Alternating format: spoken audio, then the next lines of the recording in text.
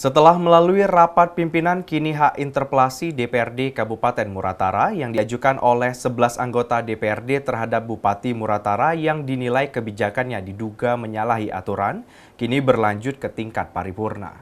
Setelah melalui rapat pimpinan atau Rapim, kini hak interpelasi DPRD Kabupaten Muratara yang diajukan 11 anggota DPRD terhadap Bupati Muratara yang dinilai kebijakannya menyalahi aturan, kini berlanjut ke tingkat paripurna. Wakil Ketua 1 DPRD Muratara, Amri Sudaryono mengatakan pihaknya telah selesai melaksanakan Rapim, membahas hak interpelasi DPRD Muratara yang diajukan oleh anggota DPRD Muratara minggu lalu. Dari hasil rapat tersebut, semua anggota seperti ketua komisi, ketua-ketua fraksi dan pimpinan DPRD semua setuju untuk ditingkatkan ke tahap selanjutnya, yaitu ke tingkat paripurna.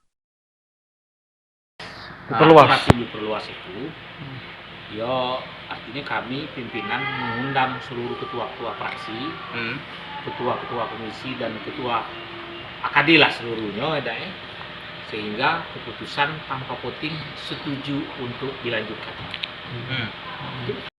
Tim Silampari TV melaporkan.